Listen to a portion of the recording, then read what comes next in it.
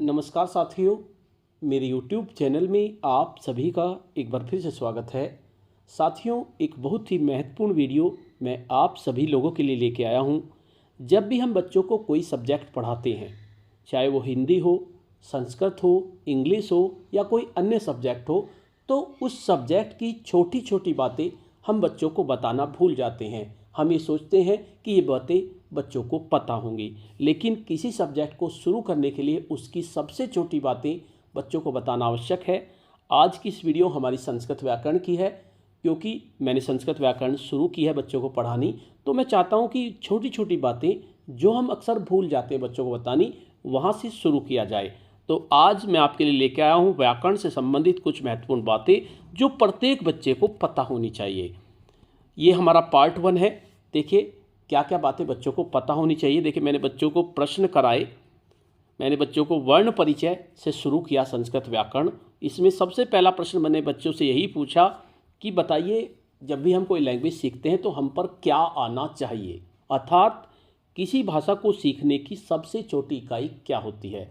तो सबसे छोटी इकाई वर्ण होती है या ध्वनि होती है। ये आप बच्चों को बताइए कि जब तक वर्ण आपके पास नहीं आएगा, आपसे नहीं आएगा, तब तक आप शब्द नहीं बना सकते। शब्द नहीं बना सकते तो वाक्य नहीं बना सकते, और वाक्य नहीं बना सकते तो पूरा पैराग्राफ नहीं बना सकते। तो सबसे छोटी जो चीज़ होती है, इकाई होती है, वो वर्ण होती है या ध्वनि होती है। अब दूसरी बात, वर्ण कितने प्रकार के होते हैं। आमतौर पर बच्चे याद कर लेते हैं, लेकिन उन्हें पता नहीं होता वर्ण कितने तरह के होते हैं। तो वर्ण 2 प्रकार के होते हैं। एक स्वर, जिनको संस्कृत में अच बोलते हैं, और एक व्यंजन, जिनको संस्कृत में हल बोलते हैं। ये मैंने बच्चों को बताया। अगर आप भी संस्कृत पढ़ा रहे हैं या हिंदी पढ़ा रहे हैं तो इन बातों को बच्चों को बताएं। तीसरा, स्वर या अच किसे कहते हैं। तो तीसरा प्रश्न मैंने बच्चों को बताया, स्वर उन ध्वनियों को कहते हैं जो बिना किसी अन्य वर्णों की सहायता से बोले जाते हैं, यानी इनको बोलने के लिए किसी अन्य वर्ण की आवश्यकता नहीं होती। उसके बाद, स्वर कितने प्रकार के होते हैं। स्वर 2 प्रकार के होते हैं, साधारण स्वर और संयुक्त स्वर। देखिए, हम स्वर बच्चों को रटा देते हैं, ए, आ, छोटी, बड़ी, इस तरह से, लेकिन उन्हें पता नहीं होता कौन से इनमें साधारण स्वर हैं और कौन से संयुक्त स्वर हैं। तो उसके बाद, साधारण स्वर कितने प्रकार के होते हैं। साधारण स्वर आपके 2 तरह के होते हैं, ह्रस्व या छोटे स्वर, जिनको छोटे स्वर भी कह सकते हैं, दीर्घ स्वर या बड़े स्वर। छोटे स्वर कौन कौन से हैं। अ, ऐ, उ, ये आप बच्चों को लिखवा दीजिए, 5 स्वर होते हैं।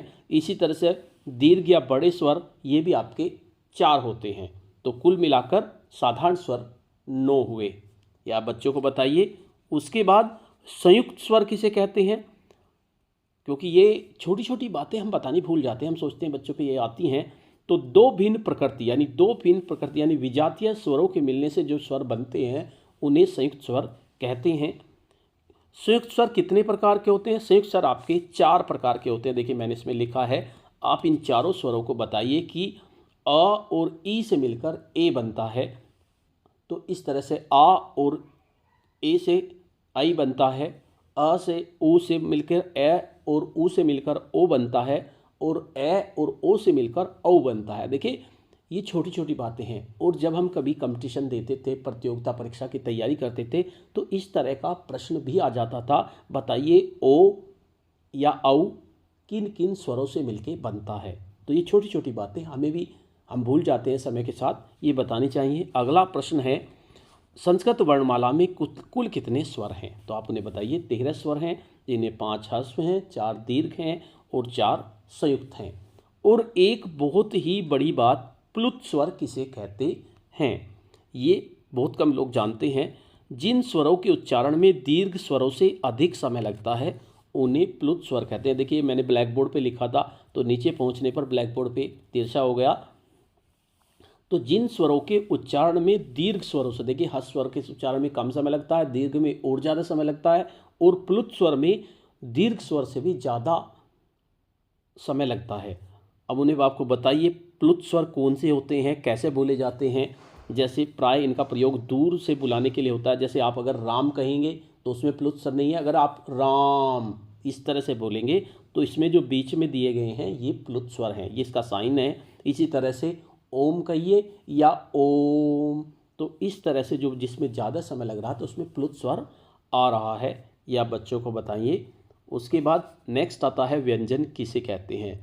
वे वर्ण जो स्वर की सहायता से बोले जाते हैं उन्हें व्यंजन कहते हैं। संस्कृत वर्णमाला में कुल कितने व्यंजन हैं, तो संस्कृत वर्णमाला में 33 व्यंजन हैं। व्यंजन कितने प्रकार के होते हैं ये भी आप बच्चों को बताइए। व्यंजन 4 प्रकार के होते हैं। स्पर्श व्यंजन, अंतस्थ व्यंजन, ऊष्म व्यंजन और संयुक्त व्यंजन। देखिए 4 तरह के व्यंजन आप बच्चों को बताइए कि 4 तरह के व्यंजन होते हैं। उसके बाद स्पर्श व्यंजन किसे कहते हैं, बच्चों को बताइए कि जिन व्यंजनों का उच्चारण करते समय जिह्वा यानी कि जीभ मुख के किसी न किसी भाग को स्पर्श करती है उन्हें स्पर्श व्यंजन कहते हैं। ये हमारा पार्ट 1 है। नेक्स्ट वीडियो में मैं आपको बताऊंगा कि इससे आगे स्पर्श व्यंजन कौन कौन से हैं, अंतस्थ व्यंजन कौन कौन से हैं, ऊष्म व्यंजन कौन कौन से हैं, संयुक्त व्यंजन कौन कौन से हैं। इस तरह के प्रश्न अगर आप बच्चों को बताएंगे तो ये उनके आने वाले भविष्य में भी काम आएंगे। अगर वे प्रतियोगिता परीक्षा की तैयारी करेंगे तो ये छोटी छोटी बातें मैंने सोचा बच्चों को बतानी चाहिए और आपके साथ भी शेयर करनी चाहिए। तो इसलिए साथियों, अगर आपको वीडियो पसंद आई हो तो इस वीडियो को लाइक करें, शेयर करें और वीडियो पे कमेंट्स करें।